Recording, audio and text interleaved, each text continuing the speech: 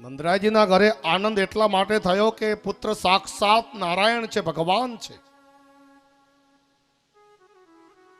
તમે વિચાર કરો, આજે આપણે આટલા બધા વર્ષો પછી નંદ મહોત્સવ ઉજવ્યો ગઈકાલે, તો આટલો આનંદ થયો, તો જ્યારે પ્રત્યક્ષ નંદ મહોત્સવ નંદરાયજીના ઘરે થયો હશે ત્યારે કેવો આનંદ થયો હશે, તમે વિચાર કરો. હમણાં 3 મહિના પછી જન્માષ્ટમી આવશે. વૈશાખ ચાલે હે, વૈશાખની શરૂઆત કહેવાય, અંજવાળિયું છે. એટલે મહારાજ વૈશાખના હજી 15 દિવસ અંધારિયાના, પછી જેઠ આખો, અષાઢ આખો, અને પછી શ્રાવણના 15 ને 8 23 દિવસ બીજા, એટલે 3 મહિના જેવો સમય છે. જન્માષ્ટમી આવશે. આપણને કોઈ પૂછે કે જન્માષ્ટમી એટલે શું, એટલે આપણે કહીએ કે જન્માષ્ટમી એટલે અમારા ભગવાન કૃષ્ણનો જન્મ દિવસ. જન્માષ્ટમીના દાડે આપણે મંદિરે પણ જઈએ છીએ. કોઈ આપણને પૂછે, જન્માષ્ટમીના દિવસે આપણે મંદિરે ગયા હોઈએ અને કોક આપણને પૂછે કે આજે તમારા ભગવાનને કેટલામું વરહ બેઠું, પૂછે તો આપણે કોકના જન્મ દિવસમાં જઈએ ને તો તરત પૂછી લઈએ છીએ કેટલામું વરહ બેઠું. એટલે ઓલો કે 12મું વર્ષ પૂરું થયું ને 13મું વર્ષ બેઠું, એ નાનકડો બાળક આપણને કહે. કોઈના જન્મ દિવસે આપણે કોઈના ઘરે જઈએ તો જાણકારી લઈએ છીએ ને, એમ જન્માષ્ટમી હમણાં જે આવશે 3 મહિના પછી આશરે, તે દિવસે ભગવાનને કેટલામું વર્ષ બેસશે જાણવું હોય તો હાવ હેલું છે. તમારા ઘરે કેલેન્ડર હોય ને એને ધ્યાનથી વાંચજો. હા, બધા કેલેન્ડરમાં માહિતી હોતી નથી, જેમાં હોય એમાં વાંચજો. એમાં 4 માહિતીઓ લખી હશે. 1 ઈસવીસન 2019, પછી લખ્યું હશે સંવંત, ત્રીજું લખ્યું હશે શાલિવાહનશક, અને ચોથું લખ્યું હશે યુગાબ્દ. યુગાબ્દ લખ્યું હોય ને એ વાંચજો. યુગાબ્દ લખ્યું હોય એમાં લખ્યું હશે 5120. ઈ 5120 ઈ એટલા માટે લખ્યું છે કે આ યુગ શરૂ થયો ને તેને 5120 વર્ષ થયા. તો અત્યારે કયો યુગ ચાલે છે મહારાજ? અત્યારે કળિયુગ ચાલે છે. યુગ 4 છે, સતયુગ, ત્રેતાયુગ, દ્વાપર યુગ અને કળિયુગ. તેમાં અત્યારે કળિયુગ ચાલે છે, અને આ કળિયુગ શરૂ થયો તેને 5120 વર્ષ થયા. હવે સાંભળજો, ભગવાન કૃષ્ણ જે દાડે સ્વધામ પધાર્યા એ જ દિવસે કળિયુગ શરૂ થયો છે. કળિયુગ રાહ જોઈને બેઠો હતો, કારણ કે ભગવાનની હાજરી હતી એટલે એ આવી શકતો નહોતો. ભગવાન સ્વધામ પધાર્યા એટલે એ જ દિવસે કળિયુગ શરૂ થયો, દ્વાપર યુગ પૂરો થયો. તો મહારાજ 125 વર્ષ સુધી ભગવાન કૃષ્ણ ધરાતલ ઉપર રહ્યા, બિરાજ્યા. તો 5120 વત્તા 125 કરો, કેટલા થાય? 5120 વત્તા 125 સરવાળો કરીએ ને એટલે 5245 વર્ષ થાય. એટલે હવે જન્માષ્ટમી આવશે ને એ 5247 જન્માષ્ટમી હશે. એટલે હવે તમે મંદિરે જાઓ ને જન્માષ્ટમી દિવસે તો કહેજો કે 5247 વર્ષ અમારા કૃષ્ણ ભગવાનને બેઠું, આવું કહેજો. 5245 વર્ષ પહેલા ભગવાન કૃષ્ણનો જન્મ મથુરાની જેલમાં થયો હતો. આ પાકો આંકડો. આપણે હિન્દુ છીએ, આપણને ખબર હોવી જોઈએ કેટલા વર્ષ પહેલા ભગવાનનો અવતાર થયો હતો. મારા ભાઈ બહેનો, દિવ્ય મહોત્સવ થયો છે. આહા, ગઈકાલે જે આનંદ હતો ને મંડપમાં, આહા, હાજના સમયે નંદ મહોત્સવમાં જે બધાએ આનંદ કર્યો છે, મને એમ લાગે છે કે ગઈકાલે હાજે જે આનંદ થયો ને એ આનંદ જોઈને સ્વર્ગના દેવતાઓ પણ મીઠી ઈર્ષ્યા આપણી કરતા હશે કે આહા, આના કરતા દેસલપરમાં જન્મ થયો હોત તો સારું હતું. આવું ઇન્દ્ર આદિ દેવતાઓ સ્વર્ગમાં વાતો કરતા હશે કે દેસલપર ગામના લોકો કેટલા ભાગશાળી છે, કેવો ઉત્સવ કરી રહ્યા છે. આપણો ઉત્સવ, આપણો આનંદ જોઈને ઇન્દ્રાદિ દેવતાઓ મીઠી ઈર્ષ્યા કરતા હતા કે આપણે તો દેવ બનીને બેઠા છે, આના કરતા મનુષ્ય થયા હોત તો ઘણું બધું સારું હતું. ગઈકાલે સ્વયં હાજરા હાજુર ભગવાન થઈ ગયા હતા હો. કેવો આનંદ. નંદ ગેરા નંદ ભયો જય કનૈયા લાલ કી, નંદ ગેરા નંદ ભયો જય કનૈયા લાલ કી, હાથી ઘોડા પાલકી જય કનૈયા લાલ કી. કેવો આનંદ બધાએ કર્યો.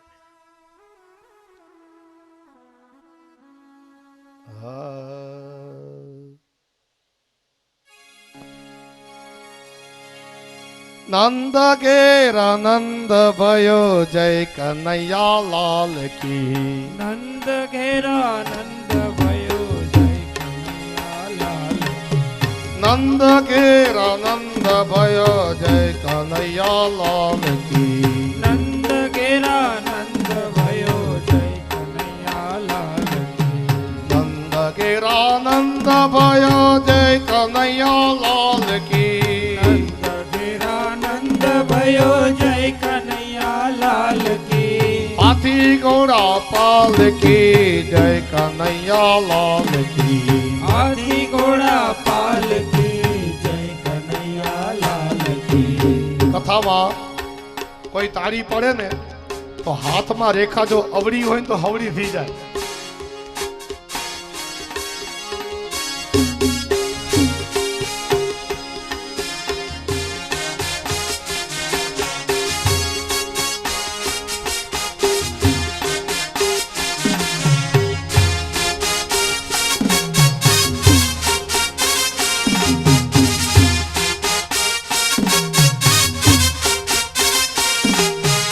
નંદ ઘેરા નંદ ભયો જય કનૈયા લાલ કી, નંદ ઘેરા નંદ ભયો જય કનૈયા લાલ કી, નંદ ઘેરા નંદ ભયો જય કનૈયા લાલ કી, નંદ ઘેરા નંદ ભયો જય કનૈયા લાલ કી, નંદ ઘેરા નંદ ભયો, નંદ ઘેરા નંદ ભયો જય કનૈયા લાલ કી, નંદ ઘેરા નંદ ભયો જય કનૈયા લાલ કી, નંદ ઘેરા નંદ ભયો જય કનૈયા લાલ કી. नंद घेरा नंद भयो. ऐसे नहीं, दोनों हाथ उठा के ताली सेवा करते हुए.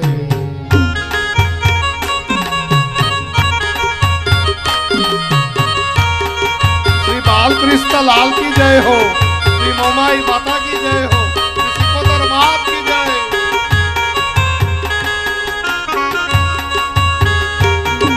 जय हो.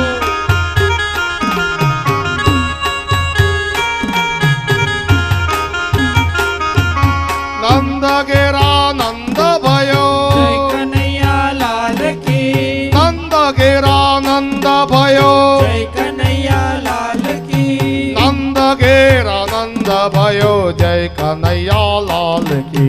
नंद घेरा नंद भयो जय कन्हैया लाल की. आमे मणियारा रे गोकुळे कामना.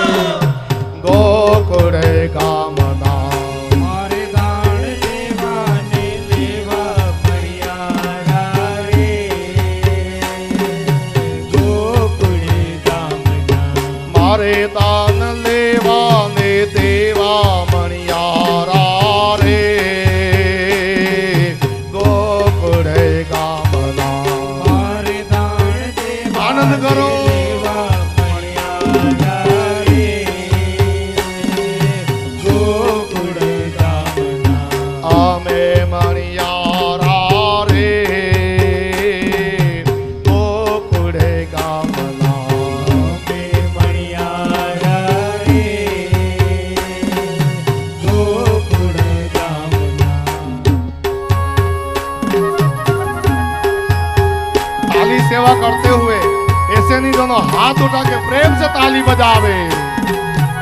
ઓ કાના કૃષ્ણ કૃષ્ણ કૃષ્ણ હે રામ રામ રામ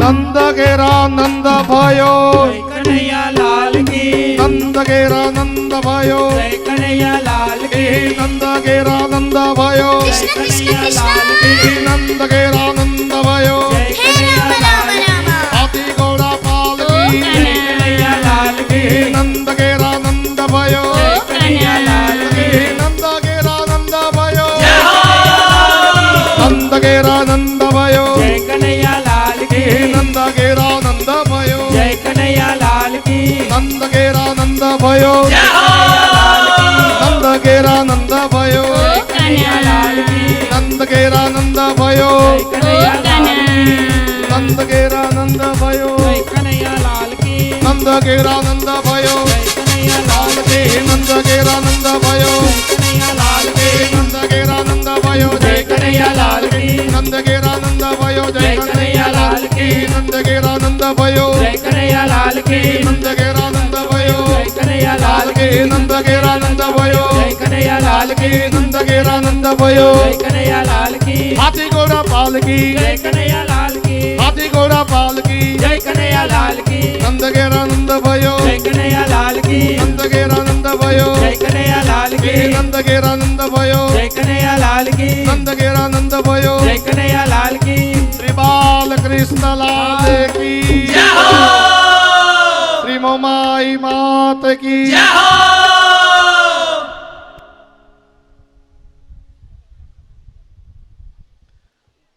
आज के आनंद की जय. તો મારા ભાઈ બહેનો દિવ્ય નંદ મહોત્સવ નંદરાયજીના ઘરે થયો. ઋષિ કહે છે આહોય વિપ્રાદ વેદ જ્ઞાન સ્નાત સુચિર અલંકૃત આહુય વિપ્રાદ. બ્રાહ્મણો આવ્યા છે. બ્રાહ્મણ આવીને વેદ જ્ઞાન વેદ મંત્ર બોલવા લાગ્યા છે. નંદરાયજીએ દાન આપ્યું છે.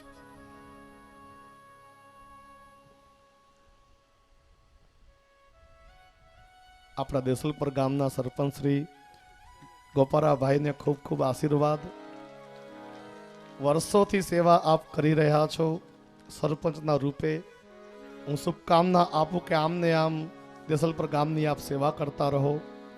ખૂબ જ સુંદર યજ્ઞનું આયોજન એમને કર્યું હતું. ત્યારે ઘણા વર્ષો પહેલા હું આવ્યો હતો અને આજે મેં એમને કીધું છે કે ક્યારેક કથા માટે બોલાવજો. જય હો.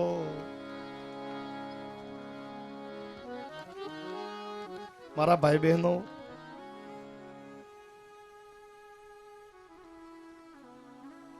ધેનુ નામની તે પ્રાદાત વિપ્રેભ્ય સમલંકૃતે.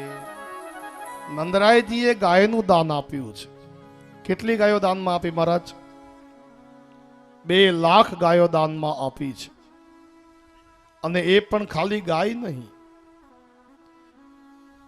એ ગાય ઉપર મોંઘા મોંઘા વસ્ત્રો ઓઢાડીને ગાયો દાનમાં આપી છે.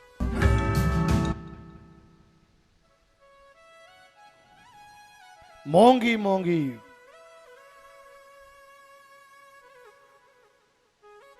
ગાયો દાનમાં આપી છે. મારા ભાઈ બહેનો, દરેક ગાયના શિંગડા ઉપર સોના અને ચાંદીના પતરાઓ મઢવામાં આવ્યા હતા. રંગબેરંગી મોંઘા મોંઘા વસ્ત્રો ઓઢાડવામાં આવ્યા હતા. અને એવી ગાયો નંદરાયજીએ બ્રાહ્મણોને દાનમાં આપી. અને એ પણ 1 2 નહીં, 2 લાખ ગાયો દાનમાં આપી છે. ઋષિ સુખદેવજી કહે છે કે રાજા પરીક્ષિતે તલદાનમાં આપ્યા છે. કેટલા તલદાનમાં આપ્યા છે? તિલાદ્રિન સપ્તરત્નો ગા, 7 પર્વત જેટલા તલનું દાન નંદરાયજીએ કર્યું છે. તમે જુનાગઢ ગયા છો, ગિરનાર પર્વત જોયો છે? એ ગિરનાર પર્વત જેટલા 7 પર્વત બાજુમાં હોય એટલા જ તલના ઢગલા સામે કરવાના. એટલા તલ નંદરાયજીએ ભગવાનનો અવતાર થયો ત્યારે દાનમાં આપ્યા છે, આવું ભાગવતમાં લખ્યું છે. 7 પર્વત જેટલા તલનું દાન નંદરાયજીએ કર્યું. તિલાદ્રિન સપ્તરત્નો ગા, 7 ઘૃતાંબુના. નંદરાયજીના ઘરે ગોવાળિયાઓ ગોપીઓ નાસ્તા આવી છે. ગોપા પરસ્પરમ રષ્ટા દધી ક્ષીરા ઘૃતાંબુભી. ગોવાળિયાઓ નાસ્તા એકબીજાના મુખમાં દહીં, માખણ, ઘી મૂકવા લાગ્યા છે. દહીં ઘૃતાંબુભી એકબીજાના મુખમાં મૂકવા લાગ્યા. પોતાનો આનંદ વ્યક્ત કરી રહ્યા છે, બધા નાચી રહ્યા છે.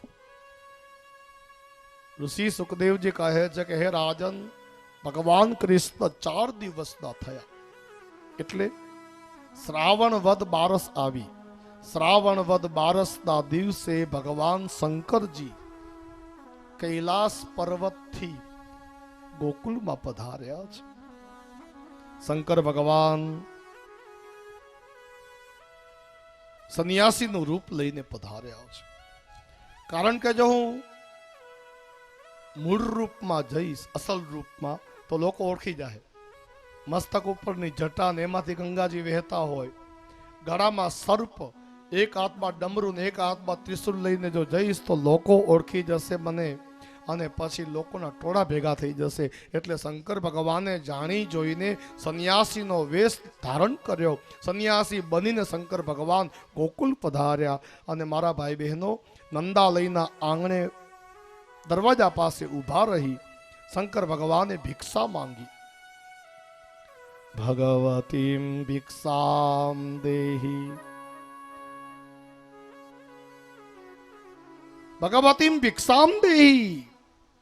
અને એ શબ્દો જેવા માતા યશોદાજી સાંભળ્યા એટલે માતા યશોદાજી મોટો થાળ સોનાનો, અને એ સોનાના થાળમાં ધાન્ય ભરીને બહાર પધાર્યા. શંકર ભગવાન પાસે આવ્યા કે લો બાબા. સંન્યાસીના વેશમાં મહાદેવજીએ કહ્યું કે દેવી, માતા, મૈયા, મારે ભિક્ષામાં ધાન્ય નથી જોતું, મારે ભિક્ષામાં અન્ન નથી જોતું, મારે તો ભિક્ષામાં તમારો જે લાલો છે, તમારો જે બાળક છે એનું દર્શન કરવું છે. બસ દર્શન જ દાનમાં આપો, દર્શન જ ભિક્ષામાં આપો. એટલે માતા યશોદાજી ભગવાનને જગાવવા માટે નંદાલયની અંદર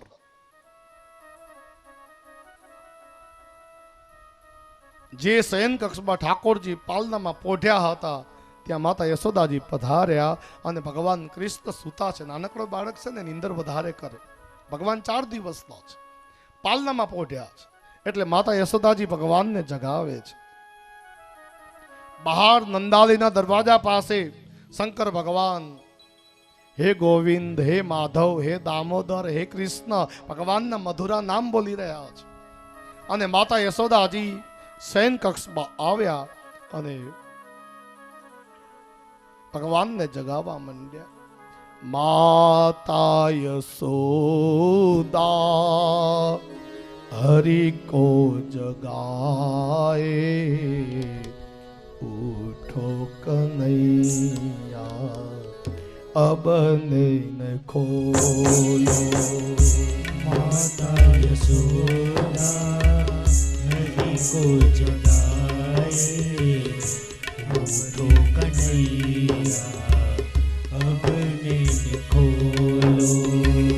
માતા યશોદા હરિ કો જગાએ, ઉઠો કનૈયા અબ નૈન ખોલો. માતા યશોદા હરિ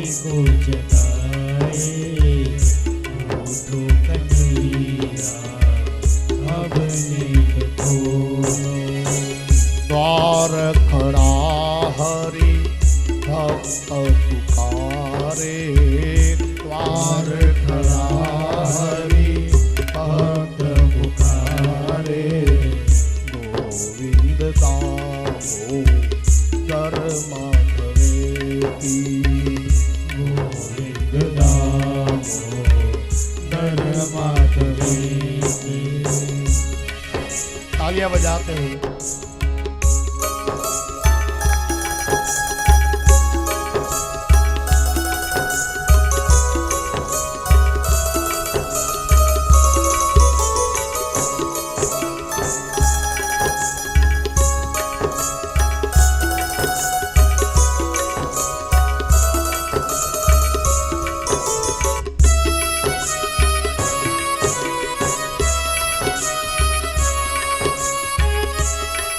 ऐसे नहीं, दोनों हाथ उठा के ताली सेवा करते हुए जय हो।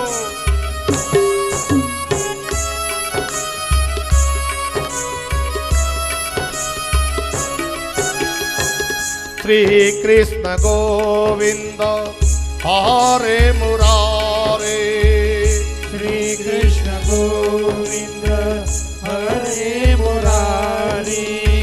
हे नाथ नारायण वासुदेव, हे नाथ नारायण वासुदेवा।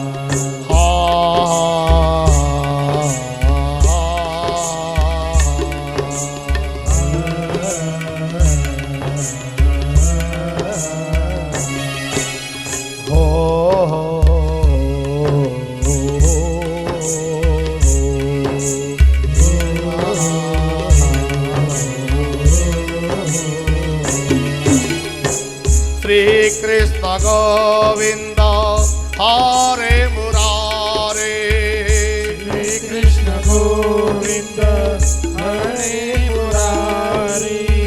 हे नाथ नारायण वासुदेवा, श्री कृष्ण गोविंद हरे मुरारी। नाथ नारायण वासुदेवा।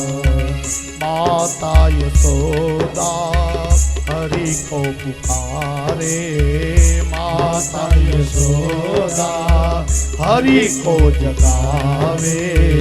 उठो कन्हैया अब नैन खोलो, उठो कन्हैया अब नैन खोलो। माता यशोदा हरि को जगाए, माता यशोदा हरि को जगाए।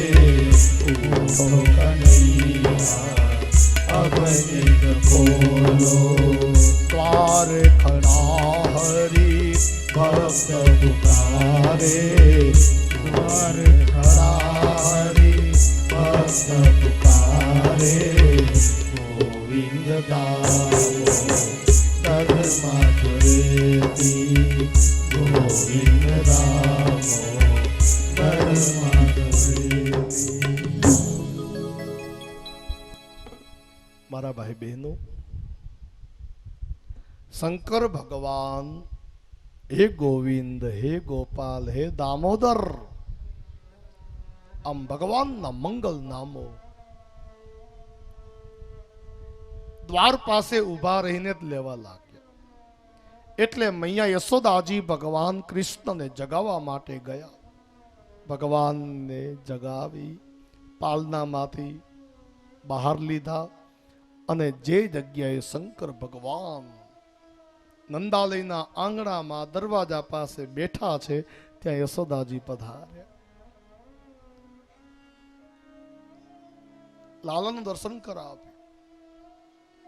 એટલે શંકર ભગવાન કહે કેવલ દર્શન કરવાથી તૃપ્તિ થતી નથી. આપ એક કામ કરો, આપનો લાલો મારી ગોદીમાં પધરાવો, મારા ખોળામાં પધરાવો તો આનંદ થાય. માતા યશોદાજીએ ભગવાન કૃષ્ણદેવ શંકર ભગવાનના ખોળામાં ગોદીમાં ઉઢાડ્યા. ત્યારે ભગવાન કૃષ્ણ શંકર ભગવાનનું દર્શન કરવા માંડ્યા અને શંકર ભગવાન કૃષ્ણનું દર્શન કરવા માંડ્યા. જુઓ ભાઈ, શંકર ભગવાનના ઈષ્ટ કૃષ્ણ છે અને ભગવાન કૃષ્ણના ઈષ્ટ દેવ શંકર ભગવાન છે. શિવના ઈષ્ટ દેવ કૃષ્ણ, અને કૃષ્ણના ઈષ્ટદેવ શિવ છે. એકબીજાનું દર્શન બંને કરવા માંડ્યા. તું મુझे देख मैं तुझे देखूं, तू मुझे देख मैं तुझे देखूं, देखते देखते हो जाए एक.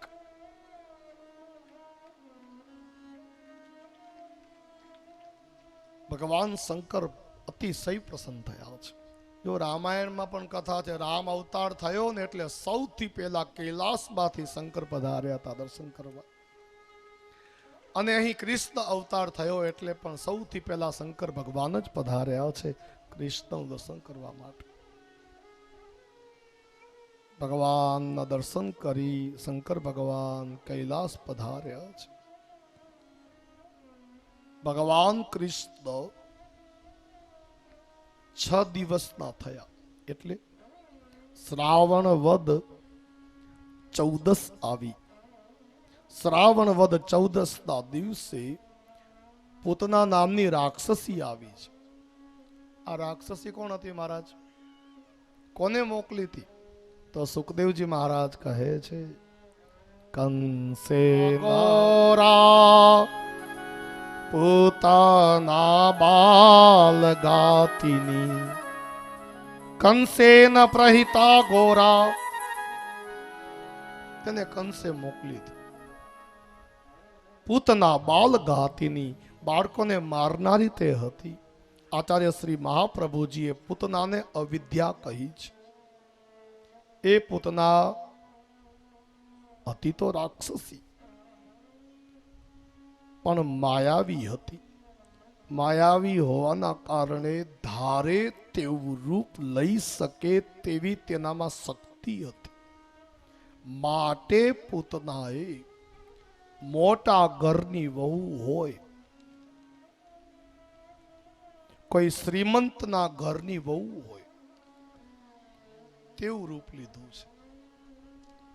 મોંઘી સાડી પહેરી છે, મોંઘા મોંઘા આભૂષણો પહેર્યા છે, અને એવું રૂપાળું રૂપ લીધું કે જ્યારે પૂતના નંદાલયની અંદર આવી ત્યારે સ્વયં યશોદાજી પણ અંજાઈ ગયા છે. પૂતના આવી યશોદાજીને કહે કે મારે આપના લાલાને રમાડવો છે. યશોદાજી બહુ ભોળા છે. ભગવાન કૃષ્ણને લઈને ઓરડામાંથી બહાર આંગણામાં પધાર્યા. આંગણામાં જ પૂતના બેઠી હતી. પૂતનાના ખોળામાં ઠાકોરજીને પધરાવી યશોદાજી ઘરના કામકાજ માટે નંદાલયની અંદર ગયા. હવે અહીં આંગણામાં બીજું કોઈ ન હતું. તે વખતે મારા ભાઈ બહેનો, ભગવાન શ્રી કૃષ્ણએ પૂતનાના ખોળામાં પોતાના નેત્રો બંધ કરી દીધા છે. પૂતનાના ખોળામાં ઠાકોરજી હવે સાવ એકલા છે, બીજું કોઈ નંદાલયના આંગણામાં છે નહીં. એટલે ભગવાન શ્રી કૃષ્ણએ પોતાના નેત્રો બંધ કર્યા. આ નેત્રો શા માટે બંધ કર્યા તેની પાછળ ઘણા બધા મંતવ્યો, ઘણા બધા સંતો ઋષિઓએ આપ્યા છે. એક મંતવ્ય એવું આપ્યું કે ભગવાન કૃષ્ણએ પોતાના નેત્રો એટલા માટે બંધ કર્યા હશે કે આ જગતમાં કોઈ અમસ્તુ ન તો ક્યાંય આવે ન તો ક્યાંય જાય. આ શા માટે આવી છે એ જાણવા માટે ઠાકોરજીએ નેત્ર બંધ કર્યા હશે. જો ભાઈ આ જગતમાં કોઈ અમસ્તુ ક્યાંય ન જાય. તમે અહીં આવ્યા છો તો કારણ છે, કથા બેઠી છે ને માટે આવ્યા છો. હું અહીં શા માટે આવ્યો છું? કથા કહેવાની છે માટે હું આવ્યો છું. આ જગતમાં કોઈ પણ કામ કારણ વગર ન હોય. કંઈક તો કારણ છે જ દરેક કાર્ય પાછળ. તમે બસમાં બેસો તો એ કારણ છે, ક્યાંક જવું છે માટે બેઠા છો. તમે ભોજન કરો છો તો એનું પણ કારણ છે. જીવવું છે માટે ભોજન કરવાનું છે.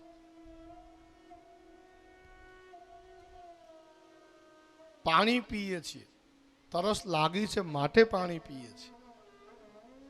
એક પણ કામ એવું નથી કે જેની પાછળ કારણ ન હોય. કંઈક તો કારણ દરેક પાછળ છે. મારા ભાઈ બહેનો, ભગવાનને થયું કે આ અમસ્તી આવે એ વાતમાં માલ નથી. આ શા માટે આવી છે એ જાણવા માટે ભગવાને નેત્ર બંધ કર્યા. એક મંતવ્ય એવું આપ્યું કે ભગવાને નેત્રો એટલા માટે બંધ કર્યા હશે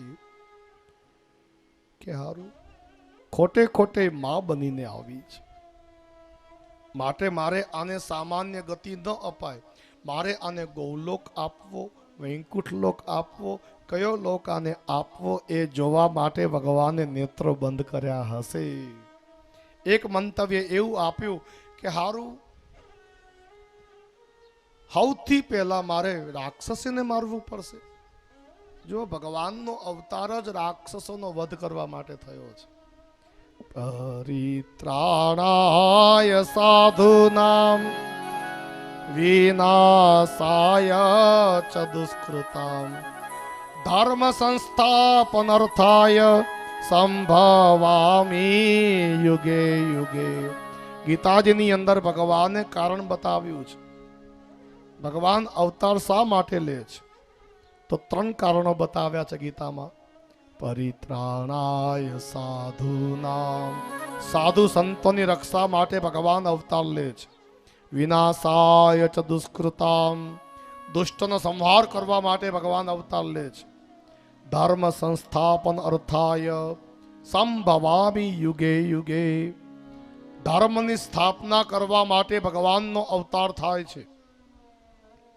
મારા ભાઈ બહેનો, ભગવાને વિચાર કર્યો કે રાક્ષસોને મારવા તમે અવતાર લીધો છે, પણ સૌથી પહેલા શ્રી ગણેશ એક રાક્ષસીથી કરવા પડશે.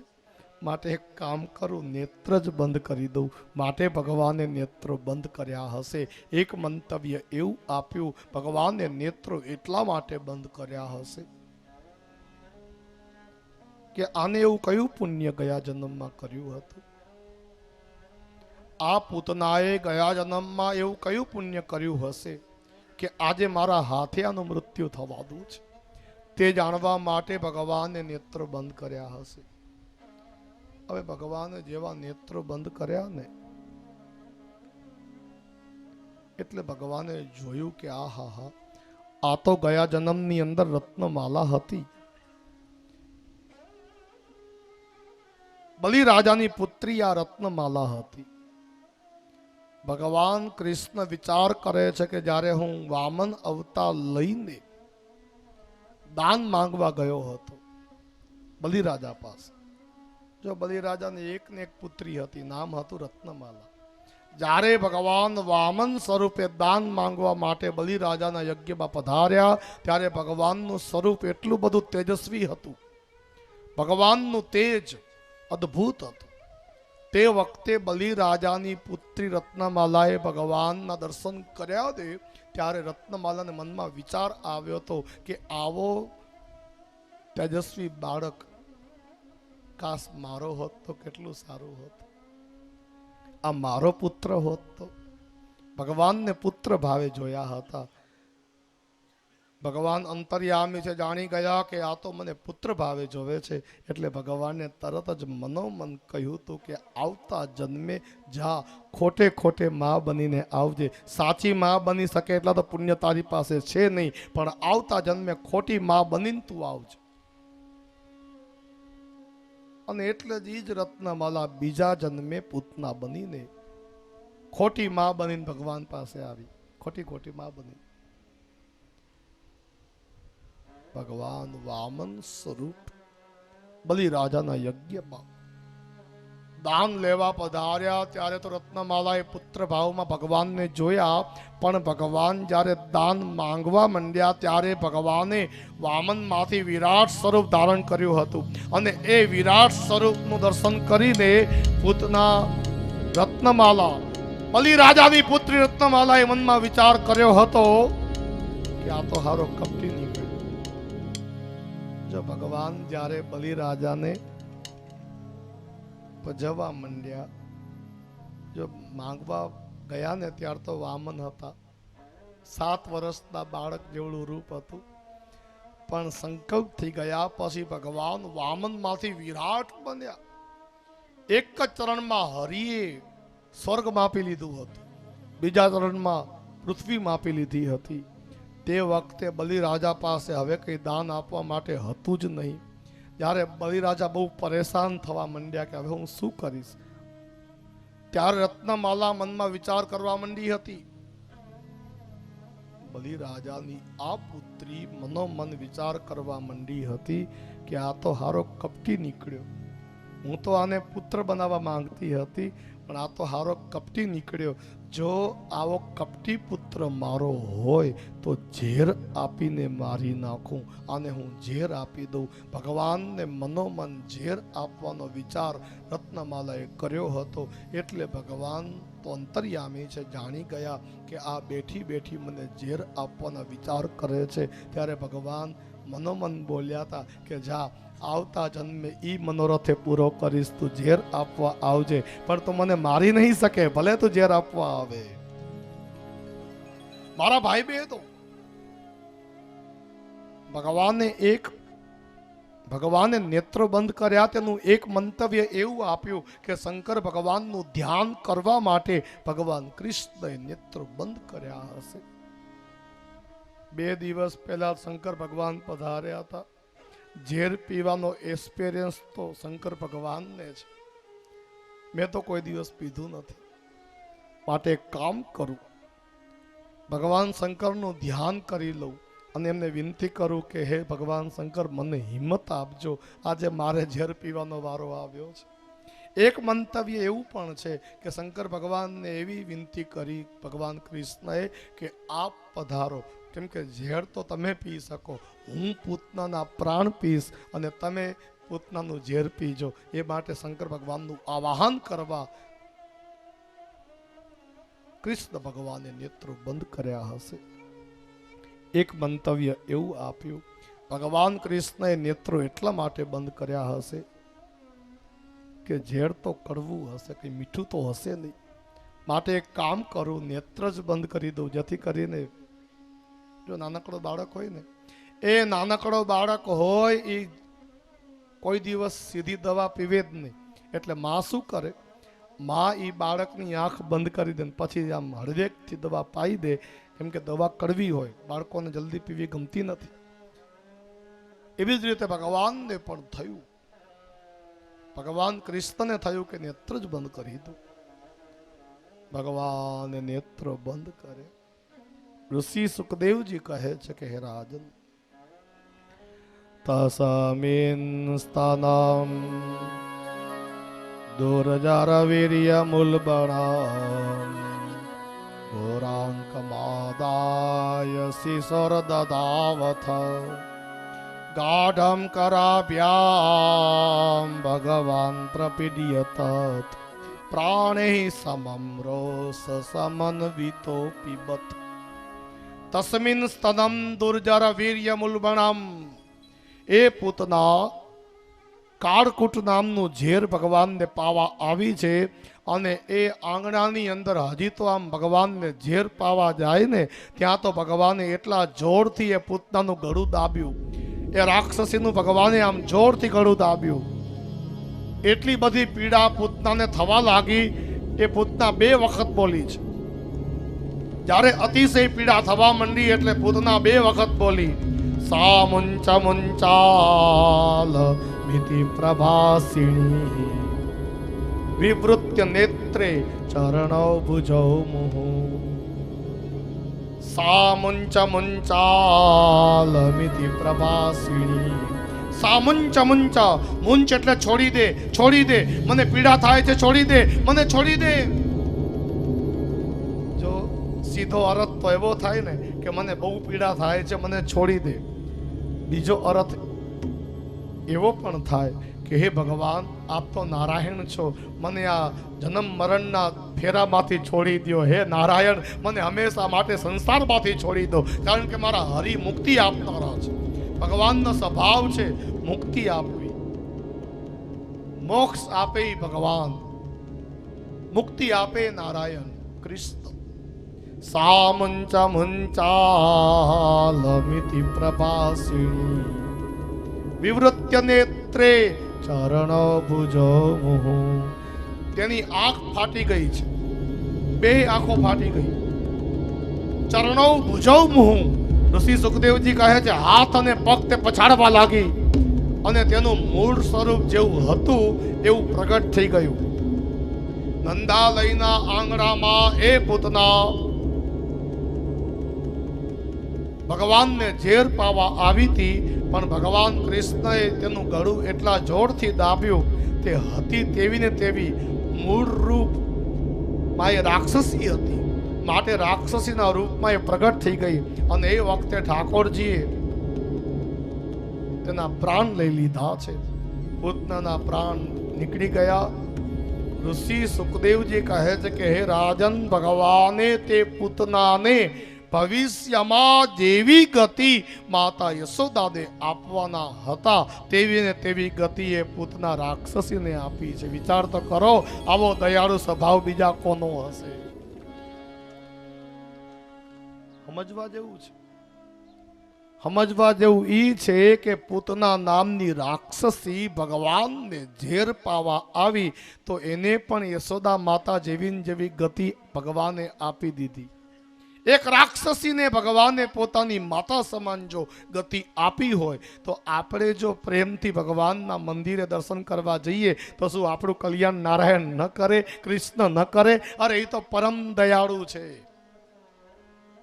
રાક્ષસી ઉપર જો આટલા રીજી જતા હોય તો આપણા ઉપર શું દયા ન કરે? મારા ભાઈ બહેનો,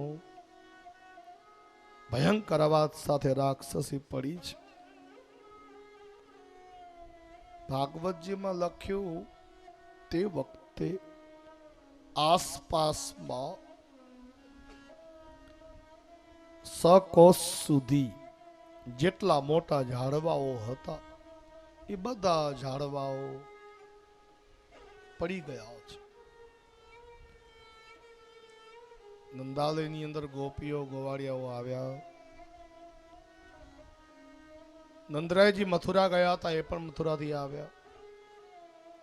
નંદાલય પાસે ભીડ જોઈ, ઘરમાં આંગણાની અંદર રાક્ષસીને મરેલી પડેલી જોઈ. નંદાદી ગોવાળિયાઓ પૂતનાના મૃતદેહને લઈને સ્મશાનમાં જાય છે. ભાગવતજીમાં લખ્યું 3 ચિતાઓ ભેગી સળગાવવામાં આવી છે. એટલે ચિતાઓ 3 રાખવામાં આવી છે. એનું શરીર એટલું મોટું હતું.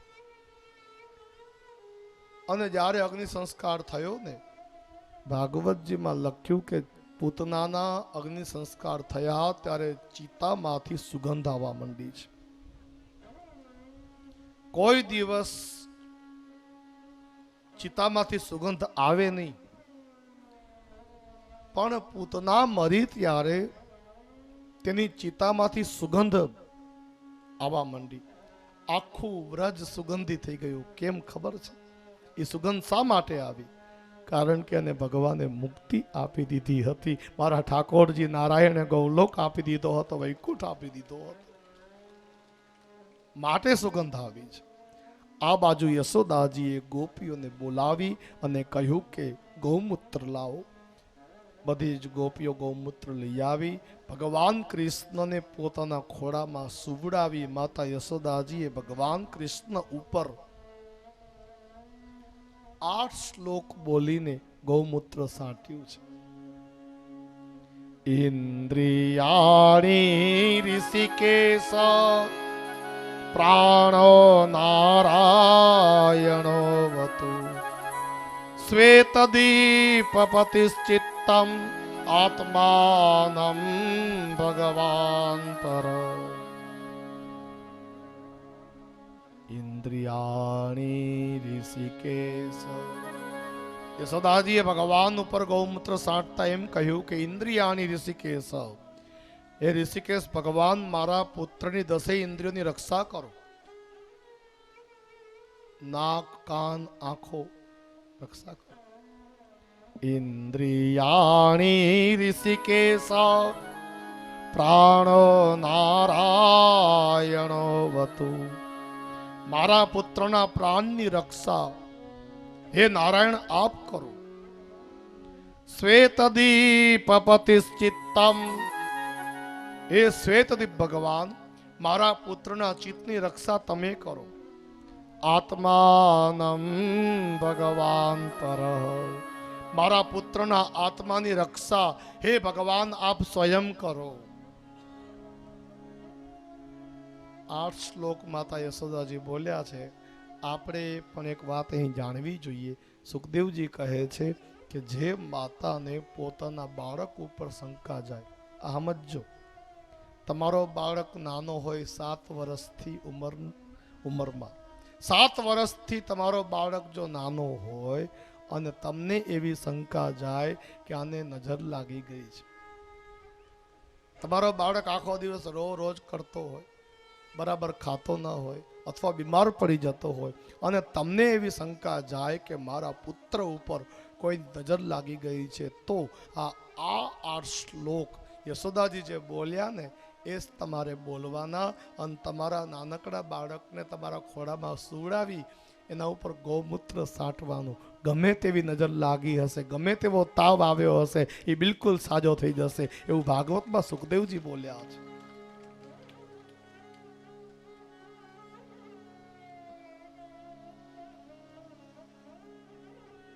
હું તમને અસલ ભાગવત સંભળાવું છું. આજકાલ આ મૂળ ભાગવત ઓછી થાય છે.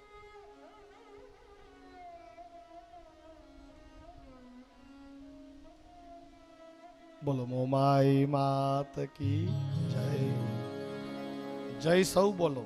શ્રી સિકોતર માત કી જય. મારા ભાઈ બહેનો,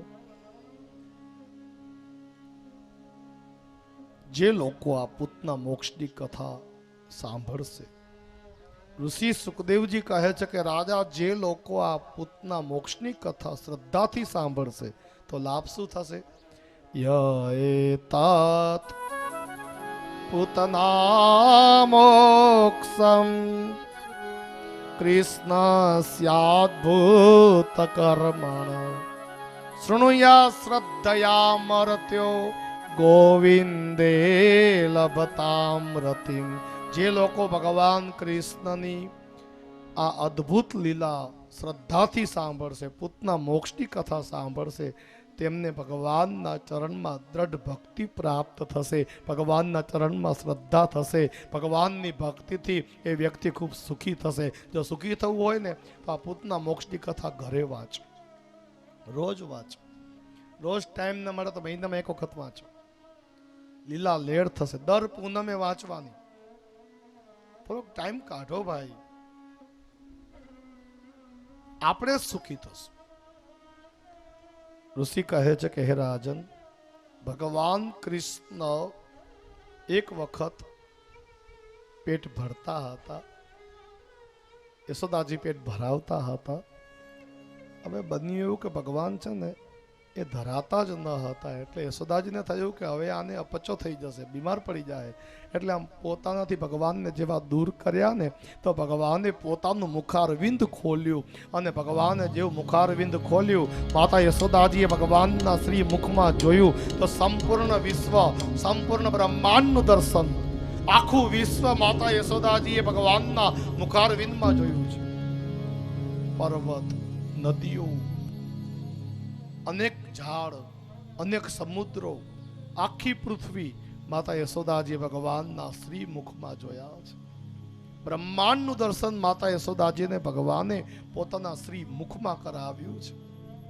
તે વખતે યશોદાજી સમજી ગયા કે નક્કી મારો લાલો, મારો પુત્ર મનુષ્ય નથી, આ ભગવાન છે. કારણ કે આ સામર્થ્ય કોઈ માણામાં થોડુંક હોય. આવડા મુખમાં આખું જગત દેખાડી દેવું, એટલે યશોદાજી ઓળખી ગયા કે નક્કી મારો લાલો ભગવાન છે. ભગવાન પણ જાણી ગયા કે યશોદાજી મને ઓળખી ગયા છે, માં મને ઓળખી ગઈ છે, એટલે હવે બીજા ભક્તોની જેમ મને ભોગ ધરાવશે, મારી આરતી ઉતારશે. માં યશોદા પાસે મારે આરતી નથી ઉતરાવી. માં તો માની જેમ રહે ને તો આનંદ આવે. માં તો છે ને લાકડી હાથમાં લે, માં તો આંખે દેખાડે એટલે માને જો હવે ખબર પડી ગઈ છે કે હું ભગવાન છું, એટલે હવે મારી સામે આંખ નહીં કાઢે, લાકડી નહીં લે, આ તો મારી પૂજા કરશે. ભગવાને વિચાર કર્યો કે પૂજા કરવા માટે ઘણી બધી માતાઓ છે, ઘણા બધા ભક્તો છે, માં યશોદા તો માની જેમ રહે ને તો આનંદ આવે. માટે ઠાકોરજીએ વૈષ્ણવી માયાને આજ્ઞા કરી અને એ વૈષ્ણવી માયાએ તરત જ યશોદાજીને ભૂલાવી દીધું છે.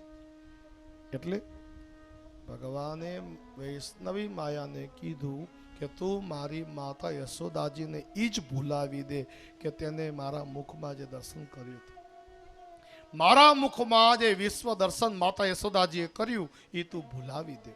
એટલે વૈષ્ણવી માયાએ ભગવાનની આજ્ઞાથી યશોદાજીને ભૂલાવી દીધું છે. મારા ભાઈ બહેનો, માયા ત્રણ છે. માયા કેટલી છે ભાઈ? ત્રણ. એક સ્વજન મોહિની માયા, બીજી છે વિમુખ જન મોહિની માયા, અને ત્રીજી છે વૈષ્ણવી માયા. વિમુખ જન મોહિની માયા આપણને ભગવાનથી દૂર લઈ જાય,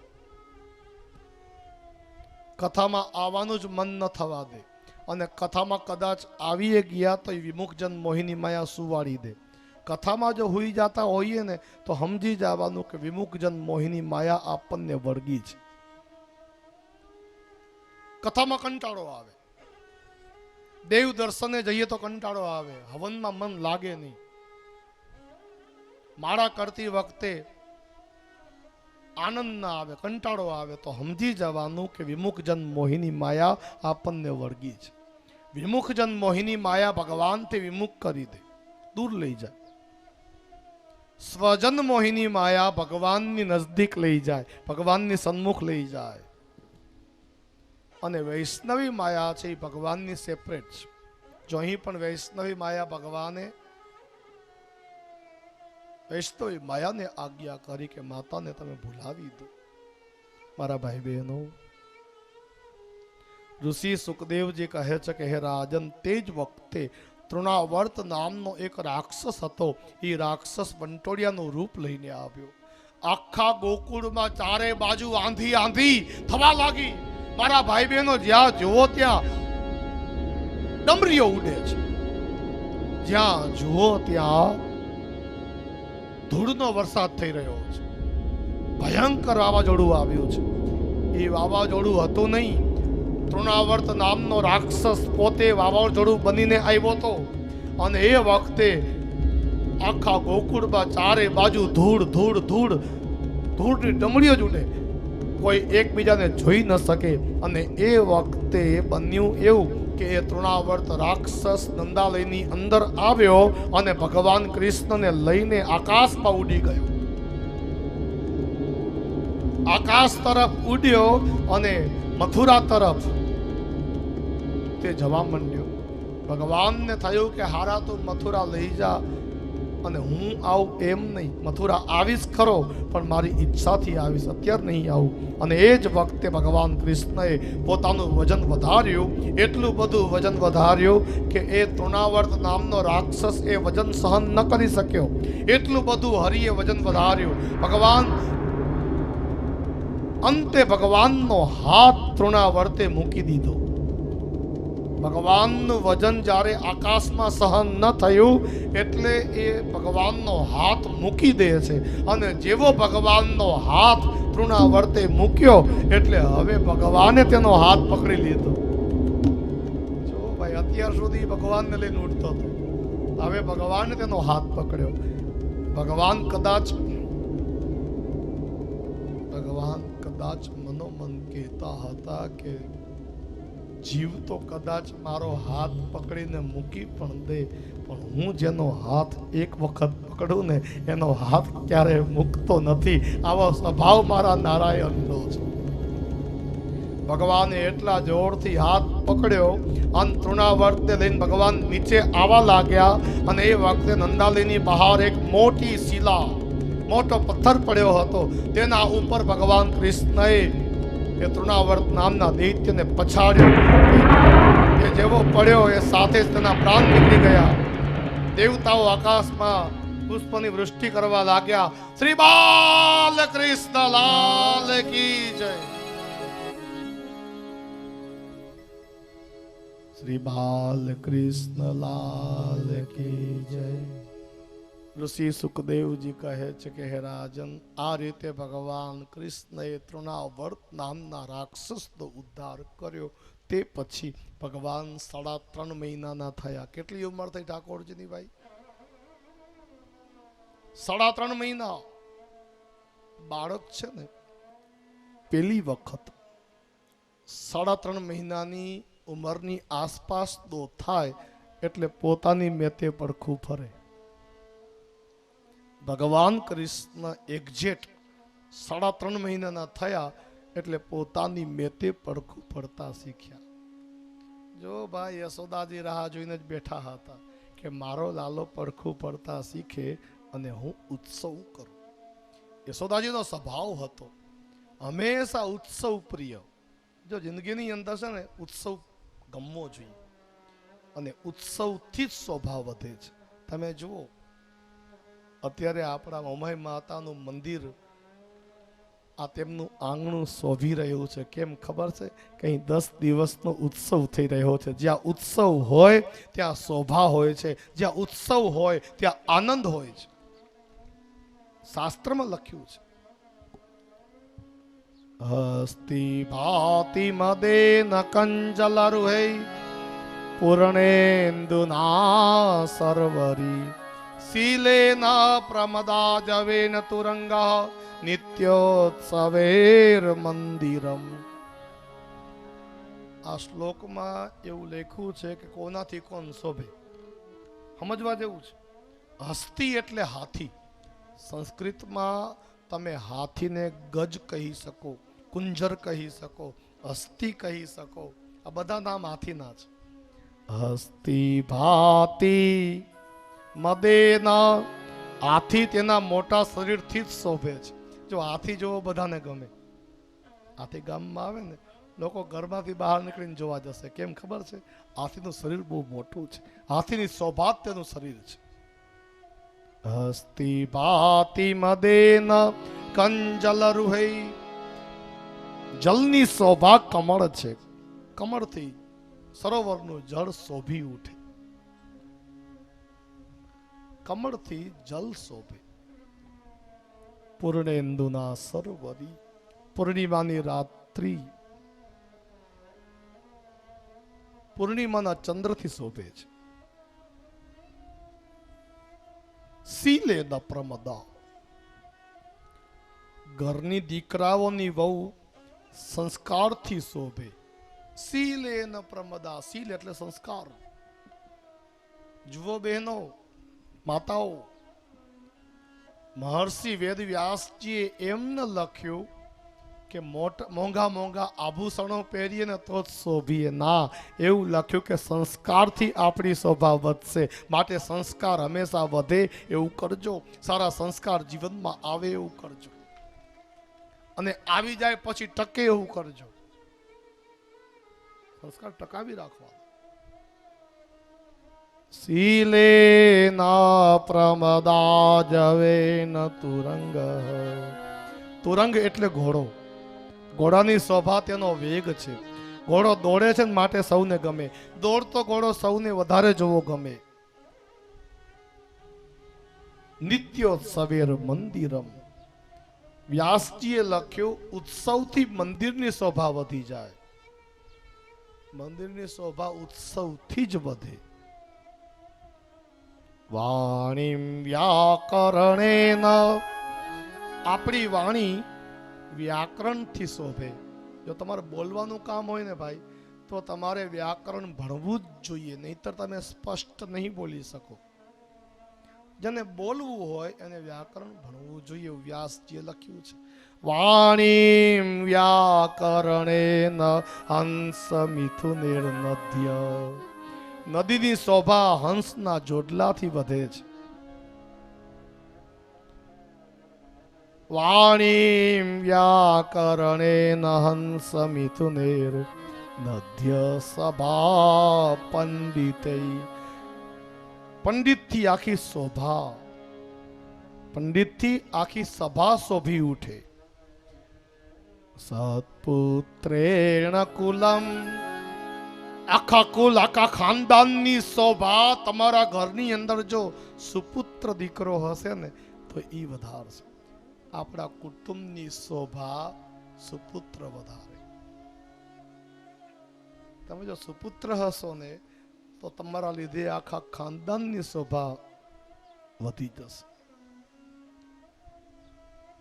એટલે જ આપણે ત્યાં કહેવાયું છે, જનની જણ તો ભક્ત જણ, કા દાતા કા સુર, નહીતર રે જે વાંજણી, તારો મત ગુમા વિષ્ણુર.